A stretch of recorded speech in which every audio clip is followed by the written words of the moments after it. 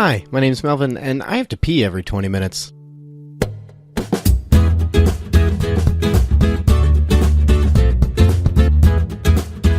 Welcome to Cinematic Doctrine, a Christian movie podcast where we sit at the table of cinema and eat. Tonight we'll be dining on David Sandberg's Shazam.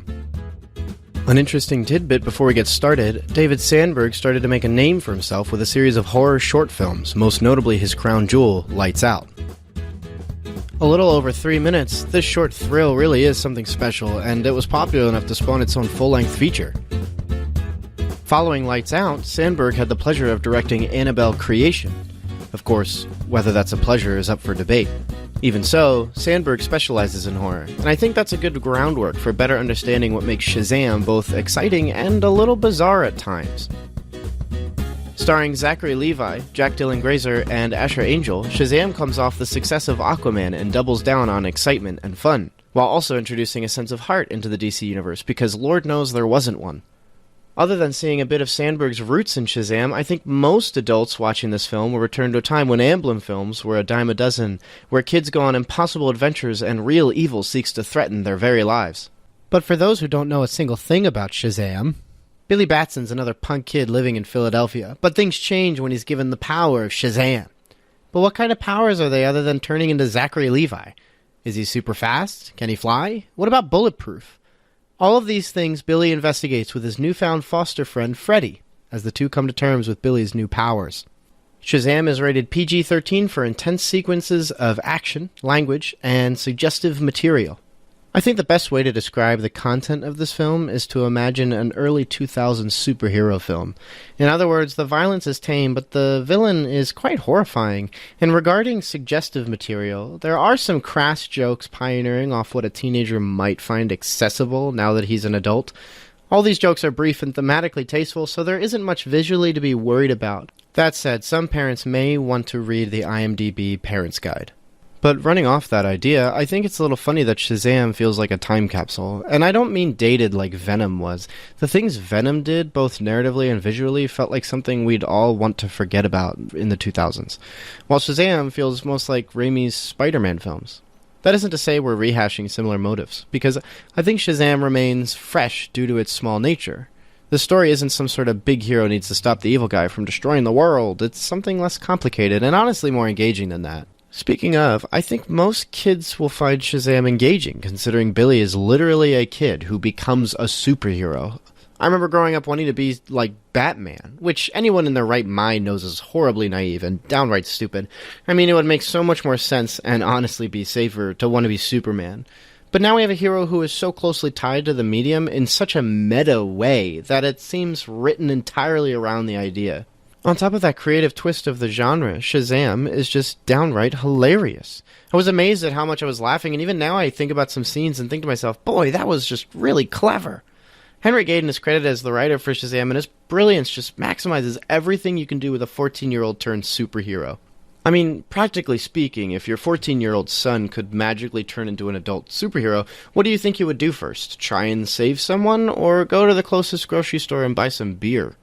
And on that note, has Sandberg ever been to Philadelphia? I don't know about you, but I've never seen a 7-Eleven carry any beer. But that's beside the point. Unfortunately, it takes a while to get into the clever bits, yet it's impressive how much Gayden's creativity and Sandberg's pacing helps to carry out such a high-concept idea. I mean, Shazam is basically big, except instead of turning into Tom Hanks, Billy turns into a superhero. And the two of them knew this from the start, which is why you have one of the most obvious but enjoyable gags referencing Big. But while comedy is just good fun, I think there's a bit of confusion when regarding the tone of this film. Although I've heard others say they felt the tone was pretty consistent, I actually found myself quite surprised at some of the choices made. I'll start by saying that I'm not adverse to tossing in shocking moments in a film that's filled with levity, as I think moments like these are important when emphasizing threat. Edgar Wright has this down to a T with his films, and I think anyone who's watched Baby Driver or Hot Fuzz would agree. But this is where comparisons to Spider-Man 2 probably come to mind.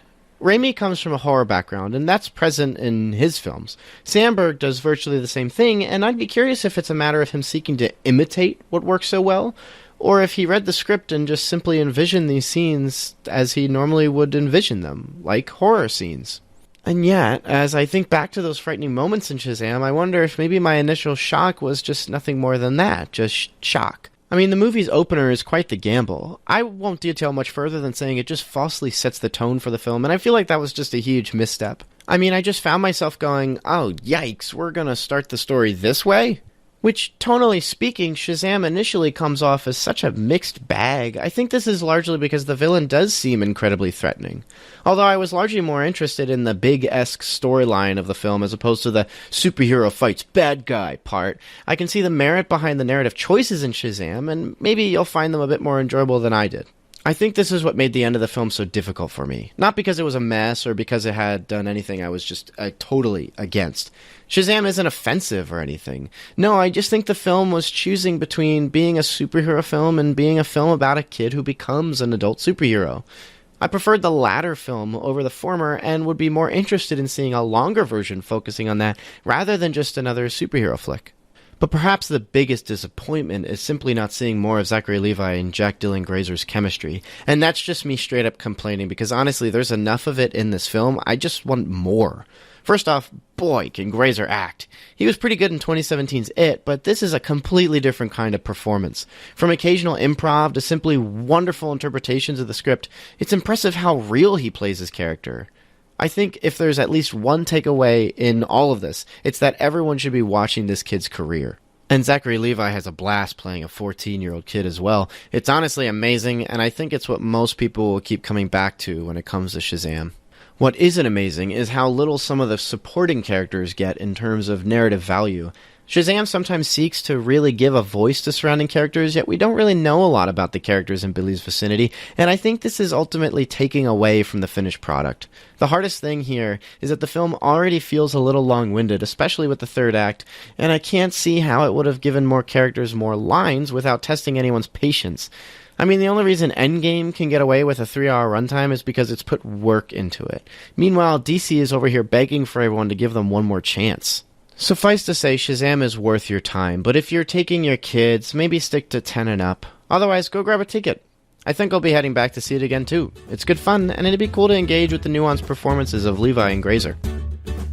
And with that, thank you so much for listening, and if you've already seen Shazam, what did you think of it? Let me know by email, cinematicdoctrine@gmail.com, or check me out on Facebook @cinematicdoctrine. And if you'd like to see my rating for this film or others, check out my Letterboxd @Paraturtle, where I'll also have a list of all the films we've covered in Cinematic Doctrine with a direct Spotify link to those episodes. I also enjoy writing from time to time, so if you'd like to read some of my stories or any of my works in progress, check me out on Wattpad @Paraturtle. All of this will be available in the description if you so need it. Next week we'll be covering Neil Marshall's Hellboy. Until then, stay cool.